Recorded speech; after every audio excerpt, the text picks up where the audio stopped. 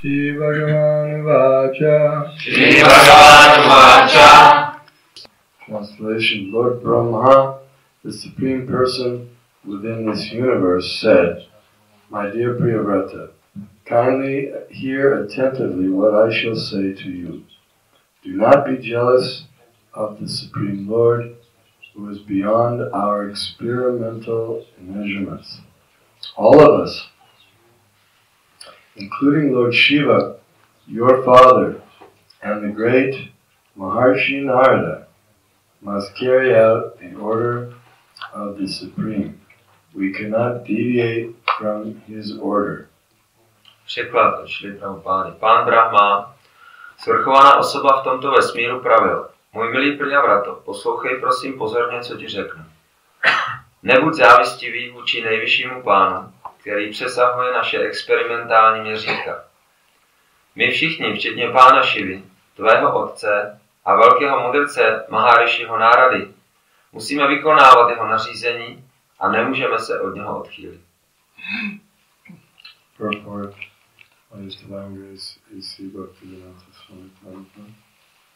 So purport of the 12 great authorities in devotional service, 4, Lord Brahma himself, his son Narada, Swayambhuva Manu, and Lord Shiva were present before Priyavrata.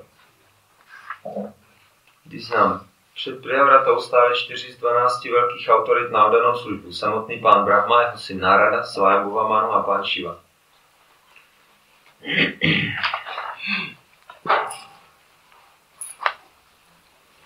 They were accompanied by many other authoritative sages. A doprovázelo je navíc mnoho dalších uznávaných mudrců.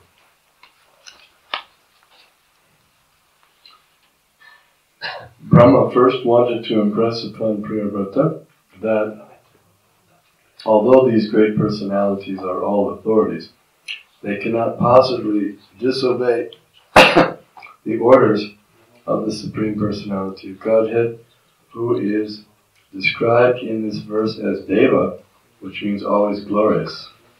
Brahma chtěl nejprve Priyavratu přesvědčit, že i když jsou všechny tyto velké osobnosti autoritami, nemohou neuposlechnout nařízení nejvyššího pána, jehož tento verš označuje slovem Deva, vždy slavný. The power, glory, and potencies of the Supreme Personality of Godhead can never be diminished. Nic nemůže zmenšit moc, slávu a sílu nejvyšší osobnosti božství.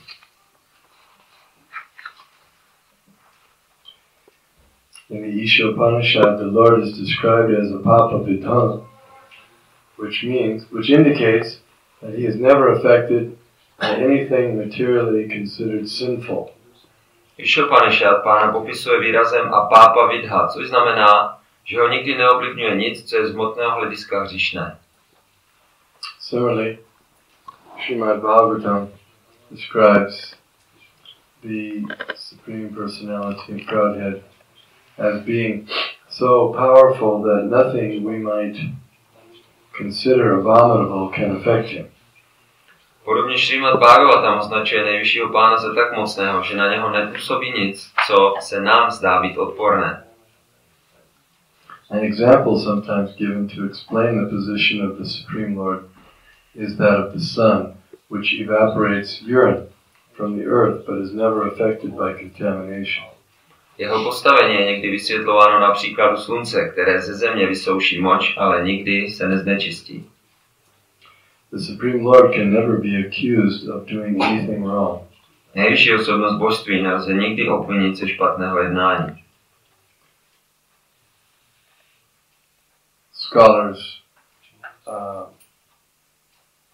they might not appreciate that point. Že někteří učenci tohle nemusí oceňovat. They don't like that anybody should be exempt from scrutiny. A nelíbí se jim, že někdo by měl být výjimkou z těch povinností.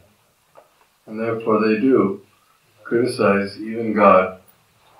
A proto kritizují dokonce i Boha.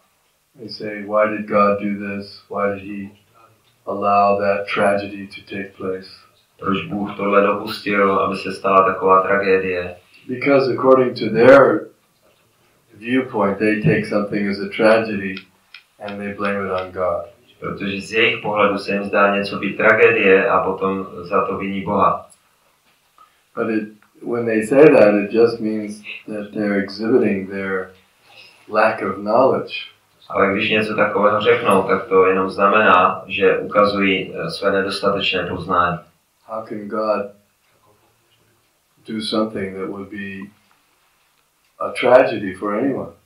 A jak by Bůh mohl způsobit něco, co by bylo pro někoho tragédií? If he's all good, that's one of the definitions of God, is that he's all good. So how could he do anything tragic for anyone? Takže jestliže je vše dobrý, tak proč by způsobil něco tragického někomu? We'll continue with the purport. Takže pokračujeme ve významu. When Lord Brahma went to induce Priyavrata to accept the responsibility for ruling the universe, he did not go whimsically. He was following the dictations of the Supreme Lord. Když se pán Brahma vypravil přimět Priyavratu, aby přijal zodpovědnost za vládu nad vesmírem, neučinil tak z vlastního rozmaru. Řídil se pokyny nejvyššího pána. The Supreme Lord is situated in everyone's heart.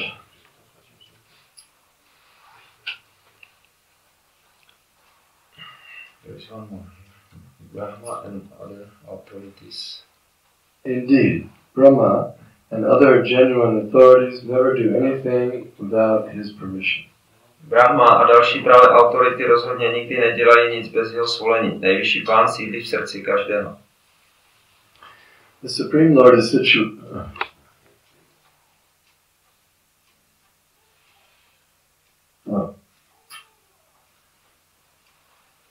In the beginning of Srimad Bhagavatam, it is said, Tene Brahmahridaya Adikavaye. The Lord dictated Vedic knowledge to Brahma through his heart. Na začátku Šrímad Bhagavatam je řečeno Tene Brahma Hridaya Adikavaye. Pán diktoval Brahmovi védské poznání do srdce.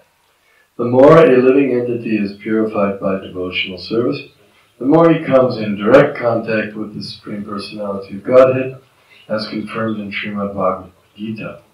Čím více je živá bytost očištěná oddanou službou, tím více přichází do přímého styku s nejvyšší osobností božství, jak potvrzuje Šrímad Bhagavad Gita.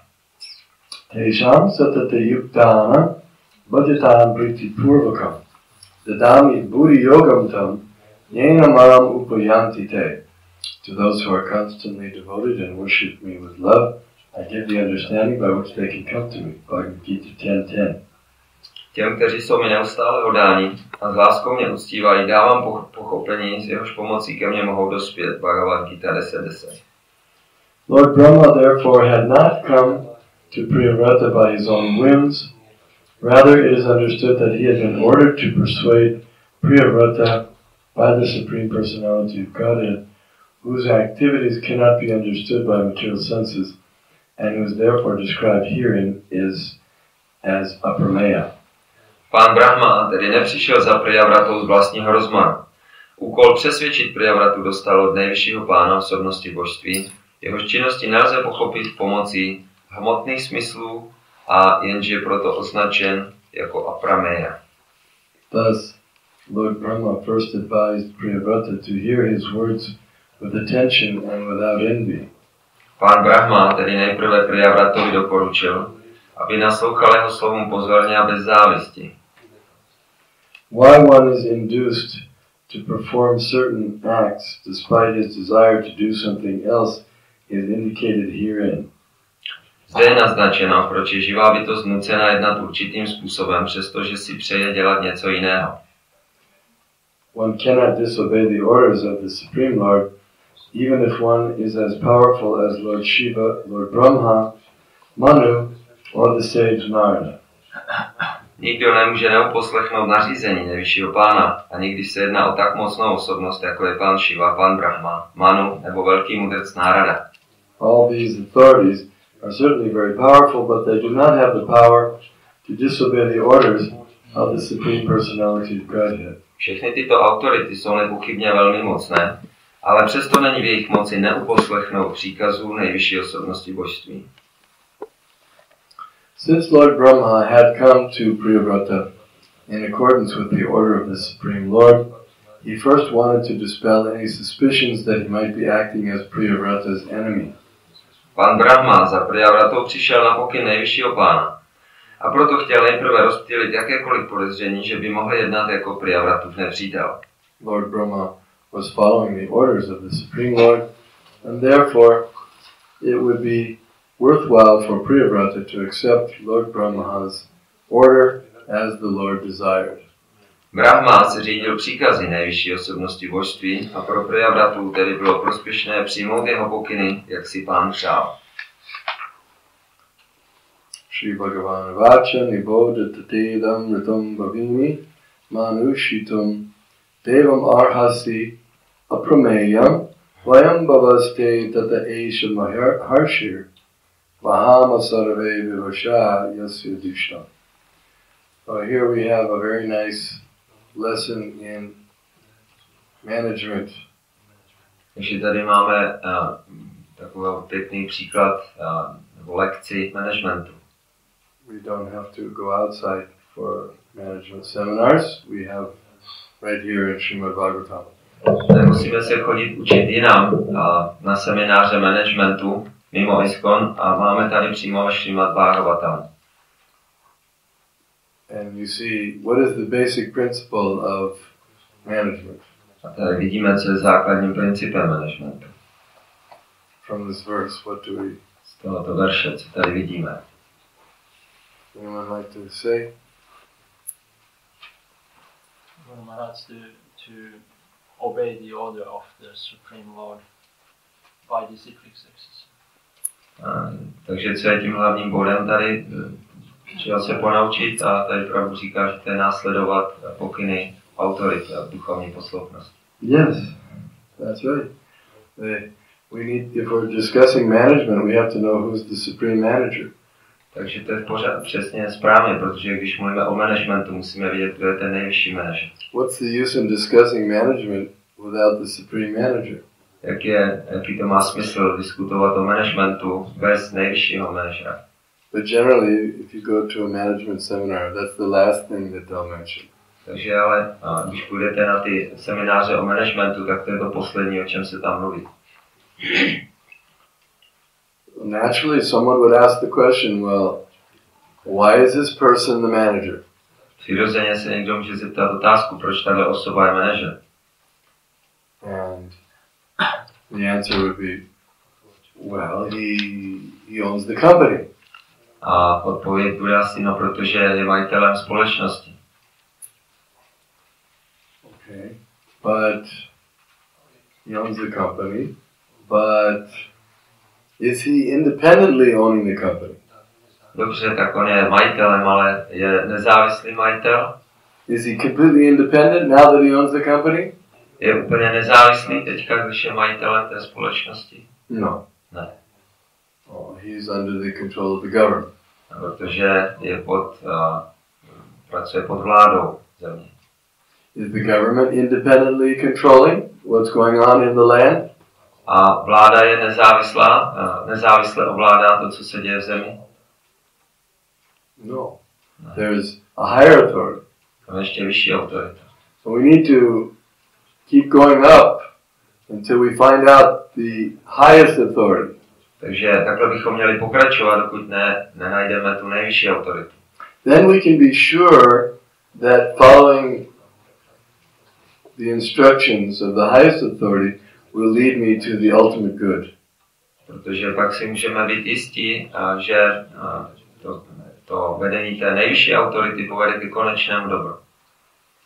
People or any living being is willing to follow authority if he thinks that it will be good for him. Lidé nebo jakákoliv autorita jsou, nebo rádi, kdokoliv rád následuje autoritu, pokud vědí, že to pro něj bude dobré.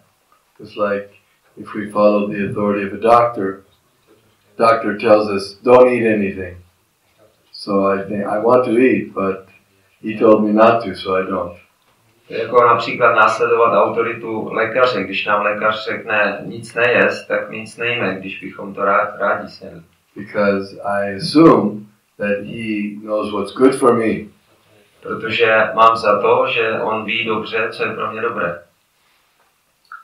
So the ultimate manager, he knows what's good for every living entity. Takže ten nejvyšší manažer ví, co je dobré pro každou živou bytost. And one who represents the ultimate manager, he also knows what's good for every living being. A ten, kdo zastupuje tohoto nejvyššího manažera, také ví, co je nejlepší pro všechny živé bytosti.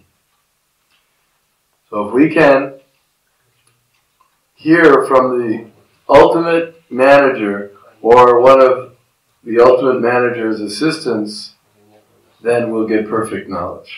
Když tedy můžeme naslouchat od tohoto nejvyššího manažera nebo od jeho asistenta, získáme dokonalé poznání. It'll be good for each one of us. Bude to dobré pro každého z nás. It cannot be bad for anyone. Nemůže to být pro nikoho špatné. If it were good for one person but not good for another, then that would mean that God has made a mistake. Pokud by to bylo dobré jenom pro někoho a pro někoho zase ne, znamenalo by to, že Bůh udělal chybu. But God doesn't make mistakes. Ale Bůh chyby nedělá. By definition, He's perfect. To už je sama definice Boha, že je dokonalý. And being perfect means He's above the four imperfections. A dokonalý znamená, že se nedotýkají 4 nedokonalosti. The four imperfections are that He makes mistakes. To znamená, že dělá chyby. Subject to illusion. Že je podřízen iluzi. Imperfect senses. Má nedokonalé smysly. And a tendency to cheat. Že má sklon podvádět. God, being perfect, cannot have those imperfections. A protože Bůh je dokonalý, nemohou v něm být tyto 4 nedokonalosti. Now people object. They say this is too dogmatic. Lidé ale v tomhle mají námitky a říkají, že to je příliš dogmatické. Or maybe too godmatic. Nebo příliš bůhmatické. Why everything God does have to be perfect? Proč všechno, co Bůh dělá, musí být dokonalé? They'll say this is just godmatic. Říkají, to je jenom bůhmatické. Why can't he make a mistake? Proč by nemohl dělat? This is envy. This is suyave. Suyave. Takže to je závist, to je sujavé. But anusuyave. Ale anusuyave, yeah, means without envy. Znamená bez závisti. So now Brahma is very expertly presenting. He's very expertly showing us how to be a manager. Takže Brahma nám tady velice pěkně ukazuje, jak být manažerem. First of all, he came right at the right time.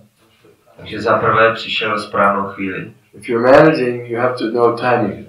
Jestli manažujete, tak musíte vědět, co kdy má být uděláno. If you give instructions at the wrong time, it won't work. Jestli dáte instrukce ve špatnou dobu, tak to nebude fungovat. You have to know just when to give instructions. Musíte přesně vědět, kdy ten pokyn vydat. Just like if the person's right in the middle of doing something. Jako když člověk něco dělá, je právě uprostřed té činnosti. You give him some instruction, it may be difficult for him to follow it. A vy mu dáte nějaký pokyn, pak to pro ně může být těžké následovat. So, but in the case of Rama, Priyavrata had not yet, how should we put it? He was still deciding what to do. Priyavrata ještě pořád jako přemýšlel o tom, co bude dělat.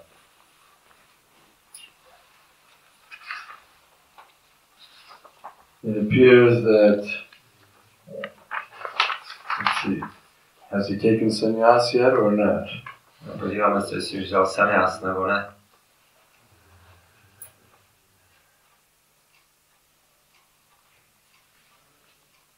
Apparently not, because the father, Manu, was trying to convince him to remain a grihastha or become a grihastha. Takže zdá se, že ještě sannyas nepřijal, protože jeho otec Svayambhuva Manu se ho snažil přesvědčit, aby se stal grihastou. So seems that there was some some discussion, some uncertainty. Takže to vypadá, že tam proběhla nějaká diskuze, ještě to nebylo úplně jisté. Sometimes this question comes up. Should one remain brahmachari or should he become grihastha? Někdy se mluví o tom, jestli by člověk měl zůstat brahmachari, anebo se stát grihastou. So even on the upper levels, sometimes this question comes up. Takže vidíme, že tato otázka se někdy vyskytne i na vyšších úrovních.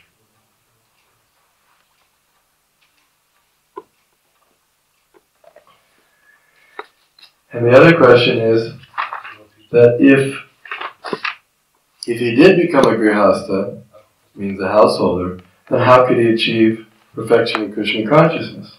A další otázkou tam bylo, pokud se tedy stane grihastou, jak může dosáhnout dokonalosti ve vědomí Krishny.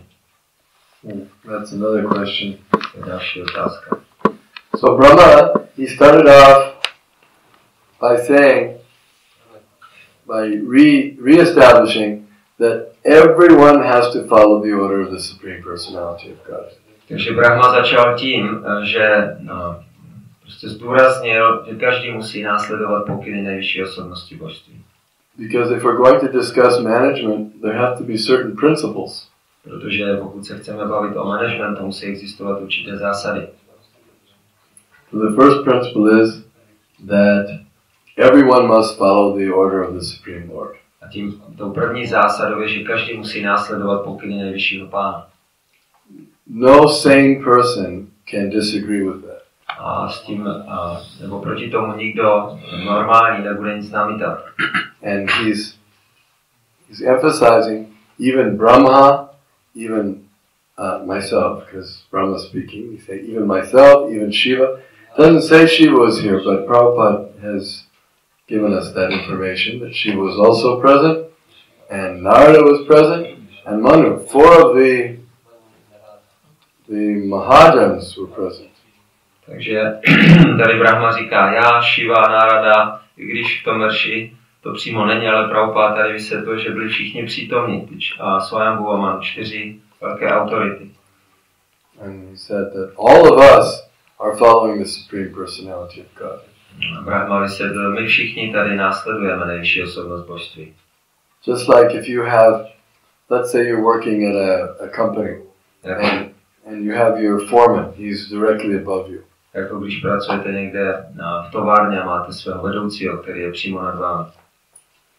If he tells you, now I want you to drive this truck into some other country, if you believe that he's authorized, that he's telling you what the manager above him wants, then you accept it. A ten vedoucí vám pak řekne, je potřeba, abys tady ten náklad odvezl, to auto prostě někam do jiné země, tak pokud máte důvěru, že zase jeho manažer ví, co on dělá, tak to uděláte. Isn't it? That's the first thing you want to be sure is this person acting on behalf of the higher authorities. Takže to je přece první, co chcete vědět, jestli ten váš vedoucí jedná zase na základě té jeho autority. And if you're sure that he's representing, then you have confidence in his instruction. A jestli jste si tím jistí, tak pak máte důvěru v jeho pokyny. But if you don't have confidence, you think he's acting outside of the interest of the higher authority, then you'll doubt whether you should follow his instruction. Ale když tu jistotu nemáte, jestli on jedná na základě té vyšší autority, budete mít pochyby o těch jeho pokynech. So one has to establish his own authority based on who's above him. Takže každý musí svoji vlastní autoritu ustanovit na tom, kdo je před ním, nad ním. It's like now I'm speaking and you're listening. Jako teďka já tady mluvím, vy posloucháte. Why? Proč? Why are you wasting your time listening? Proč tady ztrácíte svůj čas poslouchání? Or spending your time? Nebo trávíte svůj Maybe čas. it's not wasting. The reason you're doing it is because you have some confidence that I'm going to speak on the authority of some higher authority. A ten důvod, proč tady sedíte a posloucháte mě, je proto, že máte důvěru v to, že já tady mluvím na základě nějaké vyšší autority. You don't want me to speculate. Nechcete, abych já tady spekuloval. Right? Ne? You don't want me to just give some speculation from my own mind. Nechcete tady slyšet nějaké spekulace z mojí mysli. No, you want to hear something that's coming from higher authorities. Vy chcete slyšet něco, co přichází od vyšších autorit. Brahma, he's guru. He's the first guru. Lord Krishna instructed him first, so he became the next spiritual master. Že pán Brahma je první guru, protože pán Krishna ho jako prvního poučil. But his authority for giving instruction is that I have heard from the Supreme Lord. A proč je autorizovaný dávat pokyny? Protože on slyšel od nejvyššího pána.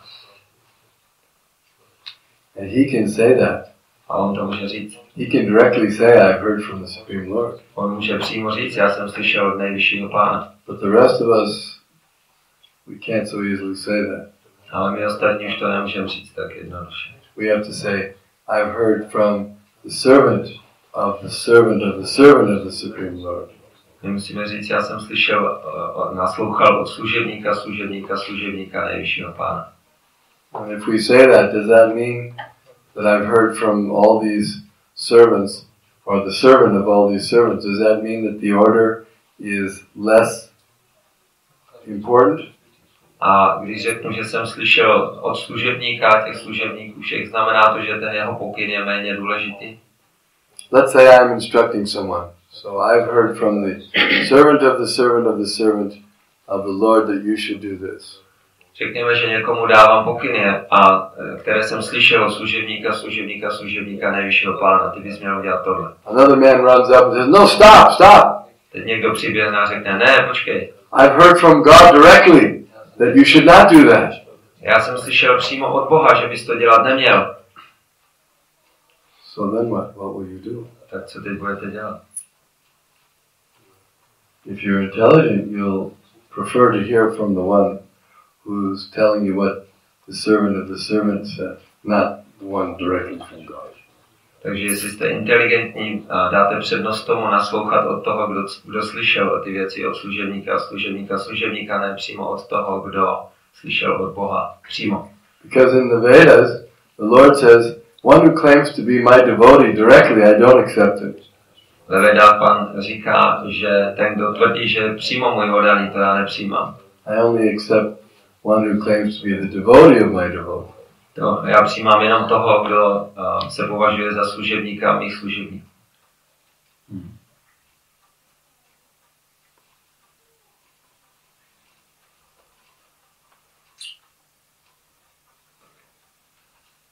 And if someone doesn't accept the authority of the Supreme Lord, then he's acting out of envy. A pokud někdo nepřijímá autoritu nejvyššího pána, tak potom jedná ze závisti. So we see the world is full of envy. Vidíme, že svět je plný závisti. They have so many books. If you go to a bookstore, thousands of books. But all these books are being written, people giving their own opinion. They're not giving the authority of God. Když půjdeme do knihkupectví, najdeme tam tisíce knih, ale ve všech lidé dávají svoje vlastní názory. Nenajdeme tam názory nejvyššího pána. So what is that? A bookstore full of envy. Takže to je knihkupectví plný závisti. Envious people. Závistivý lidi. Just like an envious creature. Krura. The envious creature, the archetype is the snake. Takže takovou, že hlavním představitelem závistivého zvířete je had. He bites for no reason. On uštkne často úplně bezdůvodně. Just out of envy. Jenom ze závisti. And there are envious persons also who are even worse than the envious snake. A existují závistiví lidé, kteří jsou ještě horší než závistivý had. Now, somebody may criticize, well, why are you finding fault? You're not supposed to find fault if you're a sadhu. Sadhus aren't supposed to find fault. Takže někdo teď nás může kritizovat a říkat, proč tady hledáte na někom chyby, sádhové by chyby na někom hledat neměli. You're not supposed to criticize anyone. A nemáte nikoho pomlouvat. But it is said that even a saintly person, a sadhu, becomes joyful when a snake or a scorpion is killed. Ale říká se, že i svatá osoba sádhu má radost, když je zabit had nebo škorpion. Because they're envious and they're unnecessary disturbances in society. Protože oni jsou závistiví a jsou a zbytečně dělají rozruch ve společnosti. Sometimes the sadhus, they point out the nature of envious persons. Proto sádhové někdy poukazují na tu povahu závistivých lidí.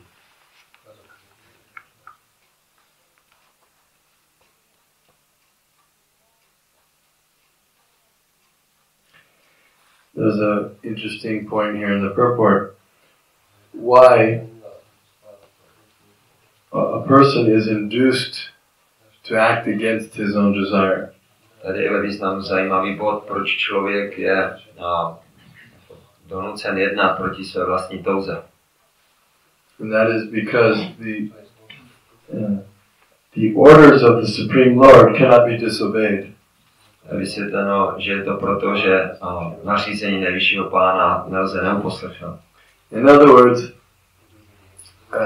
if someone has a philosophy that I like to do whatever is pleasing to me, Jinými slovy, pokud někdo se řídí filozofií, já dělám jenom to, co mě baví, we can't take that philosophy. takovou filozofii přijmout nemůžeme. Because what's pleasing to you, when you say you mean your body, your senses and your mind. Protože když řekneš, že mě to baví, tak mě znamená jenom tělo a mysl.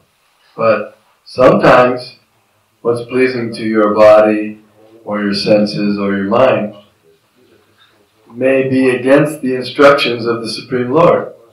Protože někdy se může stát, že to, co je příjemné pro tvoje tělo a mysl, může být v rozporu s pokyny nejvyššího pána. If that's the case, then you have to give it up. A jestli tomu tak je, tak toho musíš zanechat. You have to give it up because it's not pleasing to the Lord. Musíš to zanechat, protože pána to netěší. Just like a child. Jako dítě. Child, he's going someplace and he sees something he wants. A dítě někam jde a vidí něco, co by chtělo. So he grabs it. Tak to chytí. Mother says no. Máma řekne ne. So he lets it go. Tak to pustí zase. Why? Because mother doesn't want. Proč? Protože mámě se to nelíbí, ona to nechce. Means I'm not allowed to enjoy this. To znamená, mě není dovoleno si toho užívat teďka. And the child has faith that mother knows best. A to dítě má důvěru v to, že matka ví nejlépe. Because the child knows mother loves me, mother wants me to be happy. So if mother says this is not good, then it's not going to make me happy. Takže to dítě ví, že máma mě má ráda a chce, abych byl šťastný, takže toho nechá, protože ví, že by nebyl šťastný. Is that right? Je to tak, jo? Is it correct? Je to správně. Because the child knows, if the child's intelligent, that mother wants me to enjoy, so why would mother restrict me if it's going to be enjoyable for me? Jestli je to dítě inteligentní, tak ví, máma chce, abych se měl dobře, tak proč mě to zakazovala, kdyby to pro mě bylo dobré? Well, there's many factors that maybe the child cannot understand all the different factors. Může tam být mnoho různých faktorů, kterým dítě nemusí rozumět. For example, the child says, I want more sweets, more sweets. Třeba dítě řekne, já chci ještě sladkosti, ještě. So the mother may say, no. A máma může říct, ne, už víc ne. So the child thinking, why not? You're restricting me from enjoyment. A dítě si může myslet, proč ne, ty mě omezuješ požitku. But the mother says, my dear child, if you eat too many sweets, you'll get sick and you won't be enjoying. A máma může říct, moje drahé dítě, když budeš jíst ještě další sladkosti, tak můžeš onemocnět a nebudeš si moc užívat. Oh, I didn't know that. Aha, to jsem nevěděl. Oh, okay. That's a good reason. To je dobrý důvod. So in this way, we should have that faith that the Supreme Father, the well-wishing friend of all living entities, if he says don't do it, it's because it will cause us suffering. My jsme měli mít tu důvěru v to, že když náš nejvyšší otec něco řekne, nedělej to, tak bychom to neměli dělat a vědět, že nám to přinese utrpení. And the Guru, who is the representative of Krishna, if he says don't do it, then it means Krishna doesn't want us to do it. A pokud řekne Guru, zástupce Krišny, nedělej to, tak to znamená, že Krishna nám řekl, abychom to nedělali. So same thing, it won't be good for you. Nebude to pro tebe dobré, úplně stejně.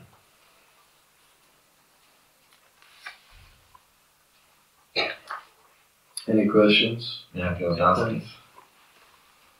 Komentáře. Guru Maharaj, nowadays the authority seems to be the technology and scientific advancement. It seems to be even religion for many people. So, how are there any methods, or what are the methods for counteracting this, and also convincing people with Krishna consciousness? Takže otázka je, že dneska se zdá, že autoritami pro lidi jsou technologický pokrok, jo, a že to je dokonce i pro ně náboženství, tak co proti tomu dělat, nebo jak je přesvědčit?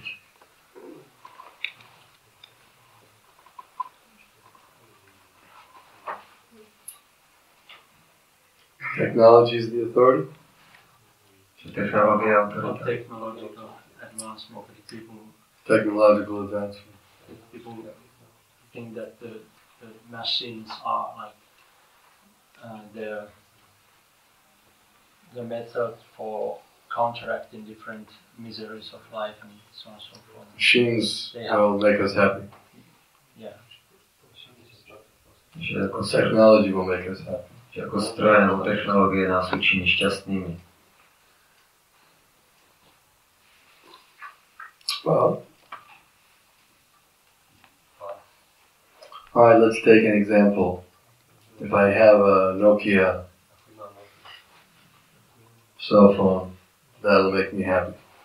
Takže vezměme příklad třeba, když budu mít mobil Nokia, tak jestli mě to učiní šťastně.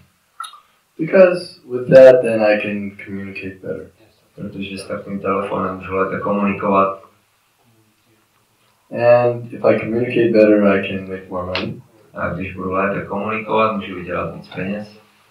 And with more money, I can enjoy my senses. A z více peněz si mohu užívat svých smyslů. So, in other words, there's a paradigm, there's a theme.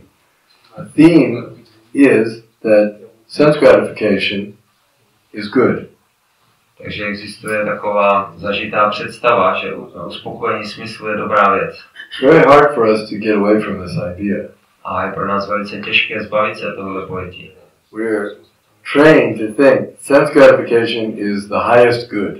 Jsme vytrénováni v tom myslet si, že uspokojení smyslu je to nejvyšší dobro. More sense gratification means more goodness. A více uspokojení smyslu znamená, že to je více dobré.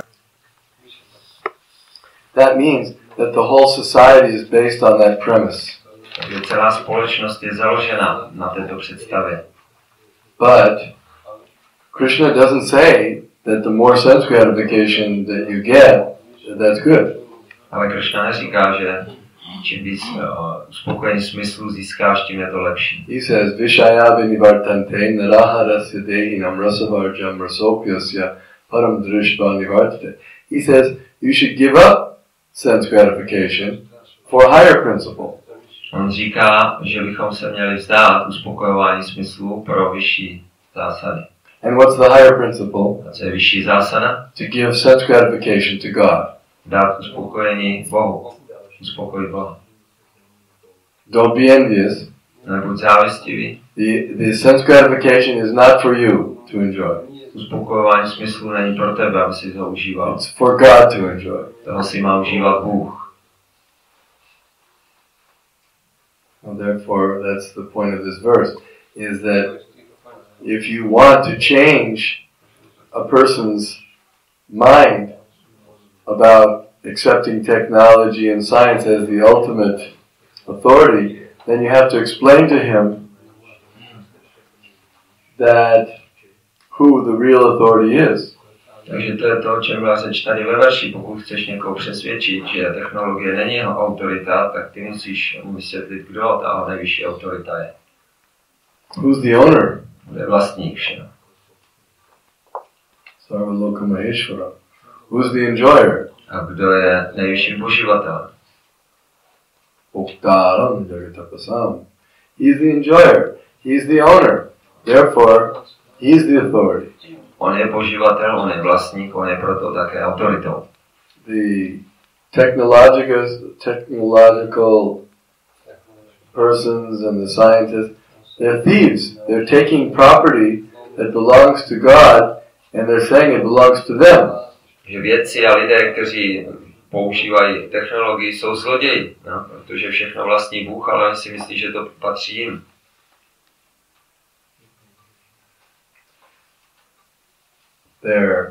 They've gone out and stolen something and they say, come with us, we'll teach you how to enjoy it. Oni prostě přišli, něco ukradli a říkali, pojď k nám, my tě naučíme, jak si užívat. Say someone comes with a stolen car, brand new car, beautiful car. Řekněme, že někdo ukradl nové auto. And he says, come with me for a ride. It's going to be great. A říká, pojď se mnou, projedem se, bude to úžasný. So what if you go with him? Takže co když s ním pojedeš? You're sitting in the car, driving around. Sedíš v autě, jezdíte okolo. Enjoying, looking, waving to everyone. Užíváte si, na každého máváte. So you're getting some enjoyment. Takže získáváš nějaký and you're thinking, oh, this is great. A myslíš si, to je úžasný. People are so impressed that I'm driving in such a new car. Lidi koukají, v jakým jedu hezkým autě. Maybe you can even attract some young girls to join the car, come in the car with you. Možná můžete takhle nějaký holky upoutat pozornost mladých holek, aby se k vám přidali, sedli si do auta. Everything's going great. Všechno bude úžasné. And then you hear a sound. A jenom slyšíte zvuk. What's the sound? Jaký je zvuk?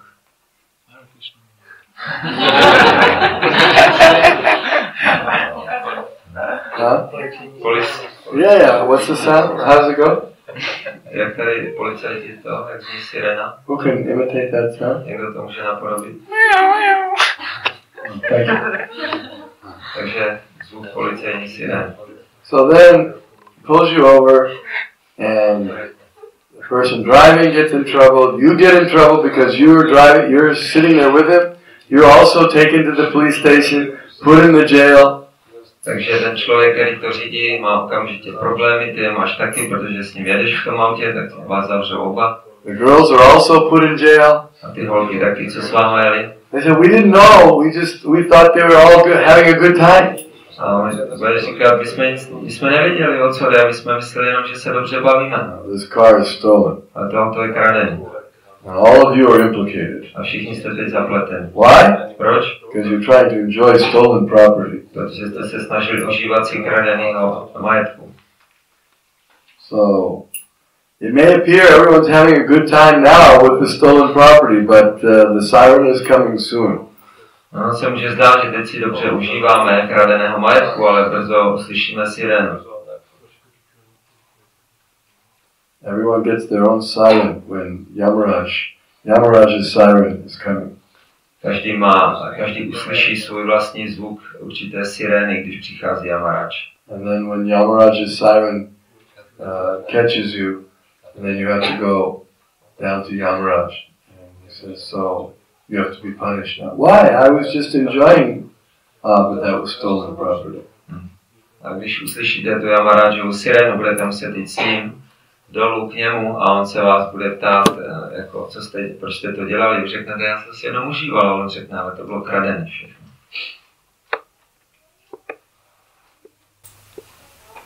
bych ráda ptala, že někdy mají mladí oddaný tendenci si myslet, že následují svoji autoritu, že když říkají, jo, já následuju duchovního mistra, ale neuvědomují si, že mezi tím jako žákem a duchovním mistrem jako ještě další řada oddaných, tak jestli by mohla říct něco k té mentalitě. Sometimes young devotees think that they follow the authority. They say, I follow my spiritual master, but they somehow are not conscious or don't want to recognize the other devotees between themselves and spiritual master. So if you can say something about it.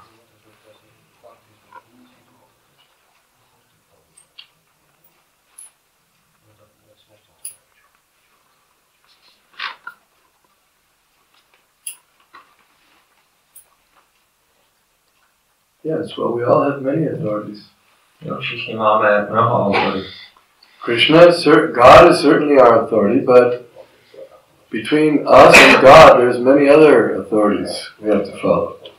Bůh je zajisté, Krishna je autorita, ale mezi ním a námi je mnoho dalších autorit, které musíme následovat. So similarly, between Guru and disciple, there may be also some authorities. Stejně tak mohou být další autority mezi guruem a jeho žákem.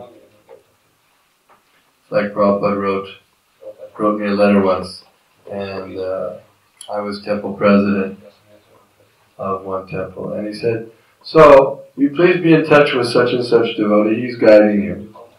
Jednou mi Prabhupada napsal, když jsem byl temple prezident, tak mi napsal, buď ve styku s tím a tím oddaným, protože on tě povede. So I was direct disciple of Prabhupada. Takže já jsem byl přímo žákem Prabhupády. Temple president. Já jsem byl temple prezident.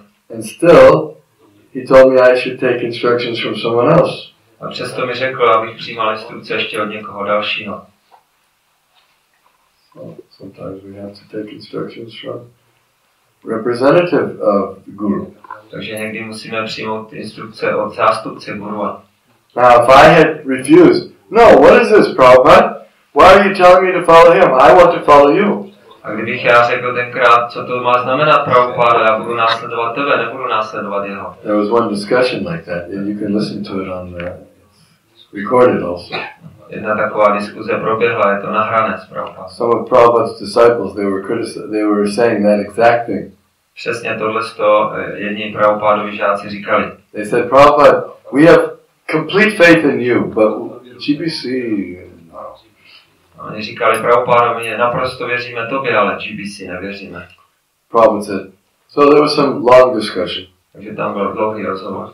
And then at the end, Prabhupada said, okay, so you have complete confidence in me. Prabhupada nakonec říkal, dobře, takže vy naprosto důvěřujete mně. They said, yes. A řekli, ano. You'll do whatever I say. Uděláte všechno, co řeknu. They said, yes. Řekla, ano. He said, and if I ask you to do what he says, will you do it? A když tě požádám, abys udělal to, co on říká, uděláš to? He said, no. A řekli, ne. He said, just see the hypocrisy. Říkali se, podívejte, jaký jste pokrytci. Cut them. Tak je úsek takhle.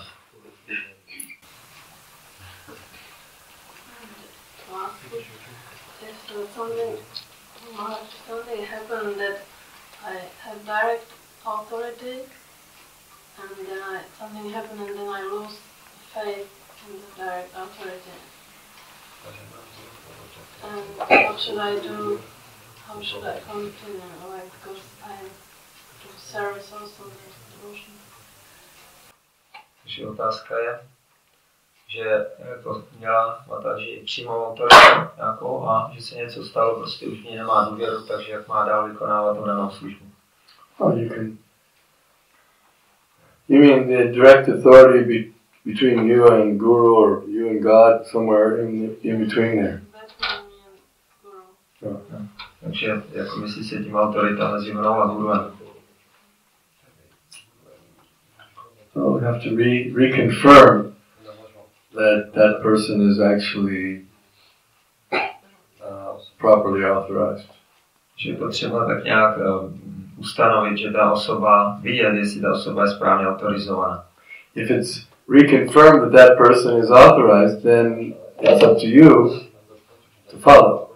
A pokud se potvrdí, že ta osoba je v pořádku, tak ty budeš muset následovat. And if that person is not authorized, then you don't have to follow. A pokud se uvidí, že ta osoba není autorizovaná, tak ji nemusíš následovat. So sometimes it has to be reconfirmed. Takže někdy je tohle potřeba ujasnit.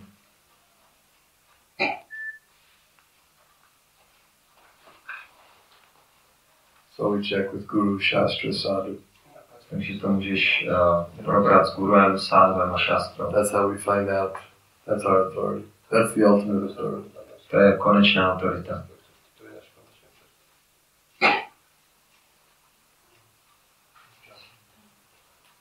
Bych se ptal k tomu bodu nenavštěvovat, že nemusíme navštěvovat ty semináře managementu od materialistů.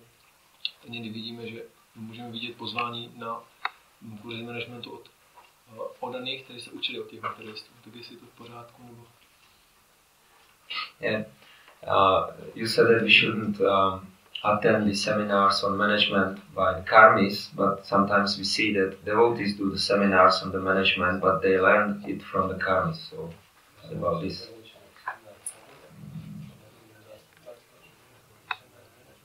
Well, I'm saying that the ultimate management seminar is Srimad Bhagavatam. Tady jenom říkám, že tím nejvyšším manažerským seminářem je Srimad Bhagavatam. That's my statement. To je můj výrok. If anyone wants to argue, Jestli někdo chce argumentovat, I can defeat them.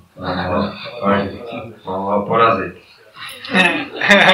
Because we see this is a management question. Priyavrata didn't know what to do. To je manažerská otázka. Priyavrata nevěděl, co má dělat. On one hand, Narad Muni was telling him something, and his father was telling him something different. He didn't know what to do. Na jedné straně mu něco říkal Narada Muni, na druhé straně jeho otec, tak on nevěděl, co má dělat. The ultimate managerial dilemma. Jo, na takovéto manažerské dilema. So Brahma came and solved the problem because he said, I've heard from the supreme manager what you should do, and I'm telling you what he said. A tak přišel Brahma a vyřešil to. Říkal, já jsem slyšel od toho nejvyššího manažera, co máš dělat, a řekl mu to. That's problem solved. Problém byl vyřešen. What to do? You do what the supreme manager wants you to do. Co máme dělat? Máme dělat to, co od nás chce nejvyšší manažer. If there's ever any dilemma, you just need to find out what the supreme manager wants you to do. Jestli vznikne nějaké dilema, tak je potřeba zjistit, co chce ten nejvyšší manažer. So we're taking direct management instructions from Bhagavatam. My tedy přijímáme ty přímé instrukce o managementu ze Srimad Bhagavatam. And it's also coming through disciplic succession, so there's no change. A také to samé přichází skrze žákovskou posloupnost, takže tady není žádná změna. Did I answer your question? Je to odpověď?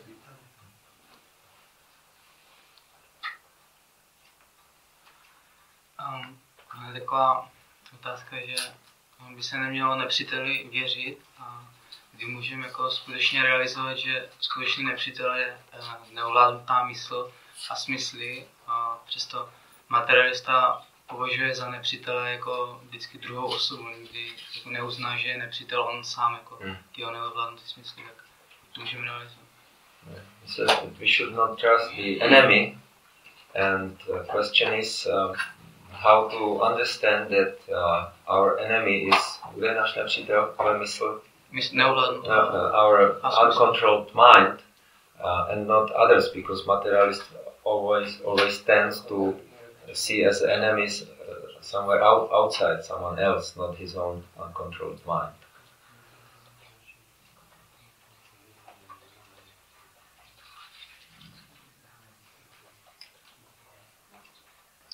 Well, that's a correct conclusion that the biggest enemy is the uncontrolled mind.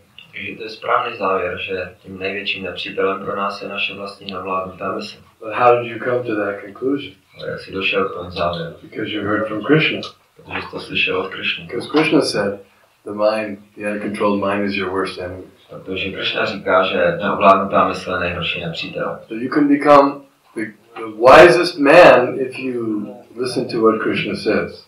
Takže se můžeš stát tím nejmoudřejším člověkem, pokud budeš poslouchat, co říká Krishna. You'll be the wisest person in the whole society. Budeš nejmoudřejší člověk ve společnosti. Just that one thing. Jenom kvůli tomu. Just that one point you just said, that the uncontrolled mind is our worst enemy. That's a very wise statement. Takže jenom tahle jediná věc, co jsi řekl, že naše neovládnutá mysl je naším nejhorším nepřítelem, to je velice moudrý výrok. Prahlad Maharaj understood this, therefore he didn't want to hear the management seminars from his father and all of his associates. Prahlad Maharaj to pochopil a proto nechtěl poslouchat manažerské semináře od jeho otce a jeho společníků. They were talking about friends and enemies, and he said, no, the real enemy is the uncontrolled mind. Protože oni tam mluvili o přátelích a nepřítelích a on říkal, ne, náš skutečný nepřítel je naše vlastní mysl.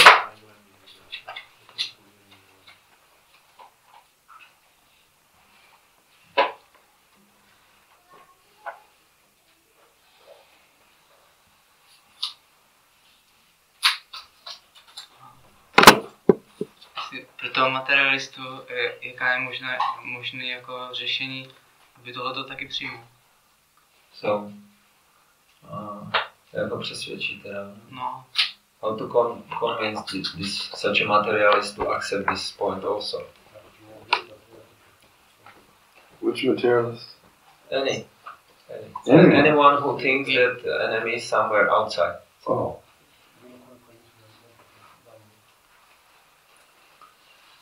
Well, outside enemy, if he harms me, the worst thing that can happen is he harms his body. Takže nepřítel zvenku, to nejhorší, co může udělat, je, že může ublížit mému tělu. But the uncontrolled mind can harm the soul for thousands of lifetimes. Ale neovládnutá mysl může ublížit duši na tisíce životů. So who can do you more harm? Takže kdo ti může víc ublížit? An outside enemy, what can he do? All he can do is destroy your body. And then it's finished and you get another body. Takže nepřítel zvenku, co může udělat? Může zničit maximálně tvoje tělo a když ti ho zničí, dostaneš nové tělo. But the uncontrolled mind, he can cause you to engage in activities that will force you to have to take birth again and again in lower species for thousands of times. Ale neovládnutá mysl může způsobit, že se budeš muset tisíce a tisíce životů rodit v nízkých životních druzích. So who's the worst enemy? Takže kdo je horší nepřítel?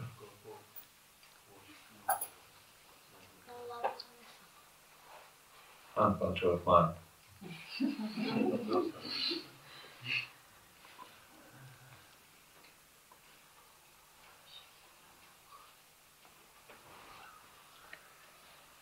Any other questions? Nějaká další otázka? Pokud zbavíme závistí víc víře těla, tak tím se tady závist No, if we kill the envious animal, he becomes less envious then, or what? Kill the envious animal? Yeah. Oh, the snake, you mean? Yeah, maybe. Oh.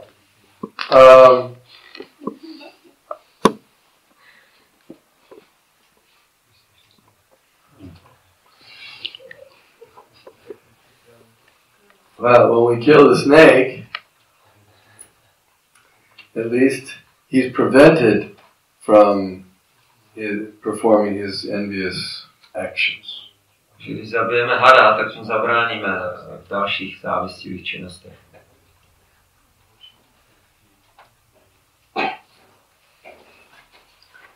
Someone like Haridas Thakur, who's so advanced, he's even beyond a sadhu in one sense. He didn't even mind. He didn't even bother to harm the snake. He was living in a cave with a big poisonous snake. A osobě jako Haridas Thakur dokonce neublíží ani takovému jedovatému hadu, protože Haridas Thakur v jednom smyslu ještě víc než světec, on žil dokonce v jeskyni s jedním takovým velkým jedovatým hadem. He didn't try to harm the snake. Ale vůbec se mu nesnažil něco. But he was so pure that the snake became a devotee.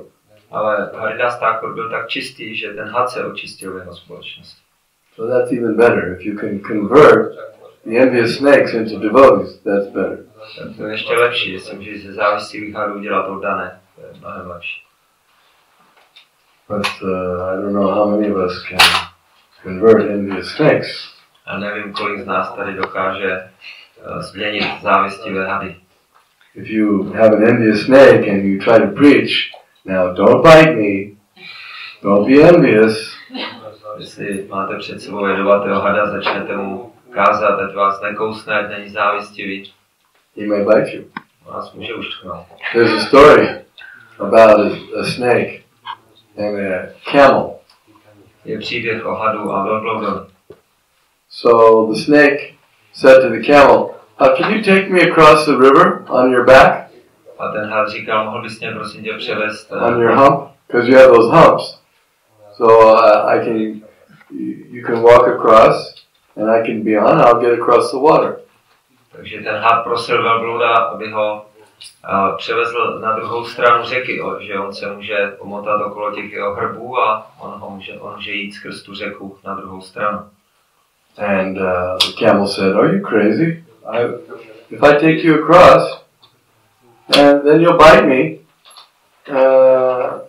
you're a snake, you'll bite me and I'll die. Ten velbloud říkal, ty se zbláznil, když chceš hát a když tě vezmu na hrb, tak mě uštkneš a bude se mnou konec. I'll drown. A utopím se. The snake said, now why would I bite you? If I'm in the middle of the river and I bite you and you drown, then I'll also drown. We'll both die. So why would I do that? A ten had říká, proč bych tě uštknul, když mě budeš přenášet přes řeku a já tě uštknu, tak ty umřeš a já se utopím s tebou, tak proč bych to dělal? So the camel said, yeah, that's a good point. A ten velbloud říkal, no to je vlastně pravda. Okay, get on my back. Tak si na mě vylez. So he was walking across the river and halfway through, the snake bit him. A tak šli přes tu řeku a uprostřed řeky ho had uštknul. You bit me! Now I'm going to die. A ten velbloud říká, ty jsi mě uštknul, teď umřu. And you're also going to die. A ty taky umřeš. Why did you do that? Proč jsi to udělal? Snake said, what can I do? I'm a snake. Říkal, co se dá My dělat? nature. Já jsem had, to je moje povaha.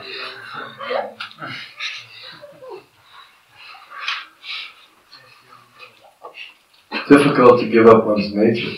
Je těžký zbavit se, jako nejednat podle své vlastní povahy.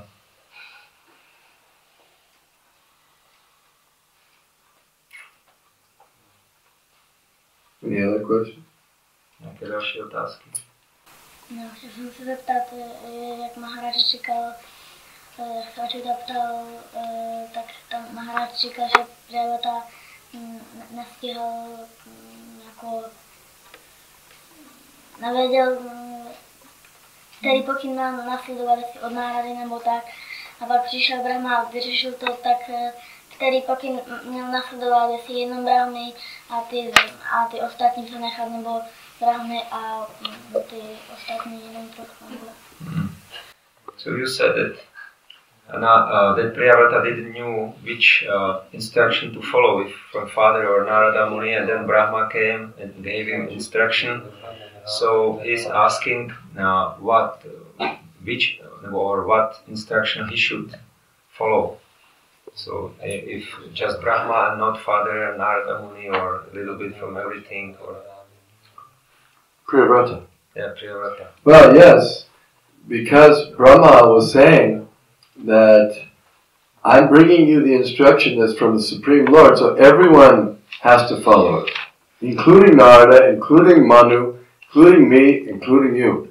Že Brahma mu říkal, já ti tady přináším pokyn od nejvyššího pána a ten musíme následovat všichni, včetně Nárady, včetně tvého otce, včetně mě.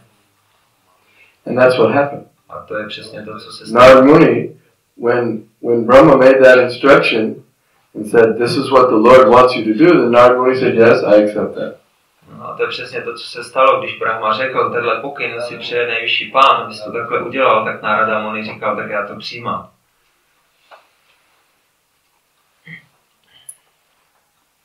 Just like we all have our parents, and some of us have parents that were not devotees. Jako všichni máme rodiče a někteří z nás měli rodiče, kteří nebyli oddanými. Our parents told us you should be materialists, sense gratified. Rodiče nám říkali, aby jsme byli materialisty, užívali si smysl. And Prabhupada came and said, "No, the Supreme Lord says you should surrender to Krishna, not sense gratification." A Prabhupada přišel potom a řekl, ne, nejvyšší pán si přeje, abyste se odevzdali Krishnovi, žádný uspokojování smyslu. So if those parents, if they were intelligent, they would have said, "Yes, that's a better instruction."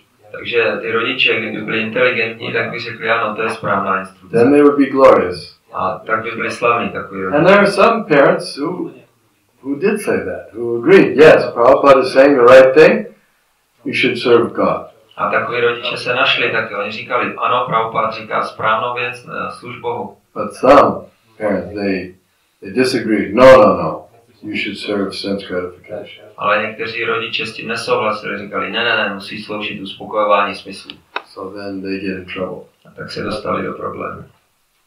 Because they're disagreeing with Krishna. Protože nesouhlasili s Krishnou.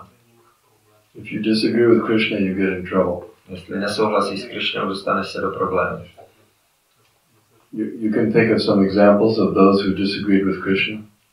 Můžete dát nějaké příklady někoho, kdo nesouhlasil s Krishnou? What about in Mathura, that washerman? Jako například ten pradlák v Matuře. Krishna said, "Can I have those clothes you carry?" Krishna říkal, můžeš mi dát to oblečení, které tady neseš? He said, "No.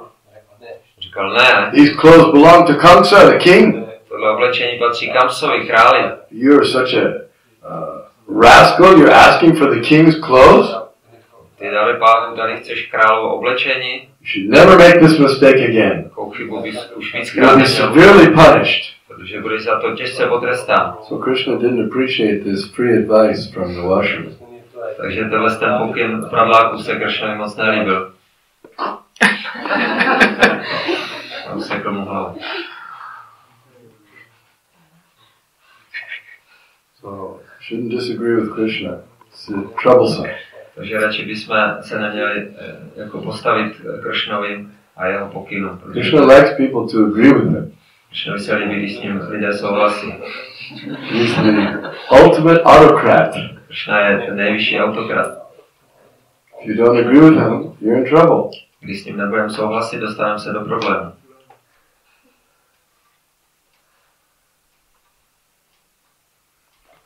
You may think, well, I can disagree with him, I'll defeat him. Když můžete myslet, já s ním nesouhlasím, já ho porazím. But many have tried to defeat him, but no one has been able to be successful. Ale to už se mnoho pokusilo a nikdo nebyl úspěšný. Hiranyakashipu, Ravana, Kamsa, the list goes on and on. Hiranyakashipu, Ravana, Kamsa a další. They all got killed. Všichni byli zabiti.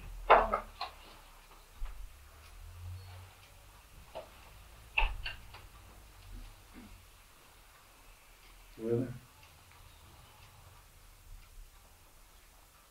Okay. Thank you very much. Srimad Bhagavatam ki jai. So, Mr. Navin Goswami Maharaj ki jai.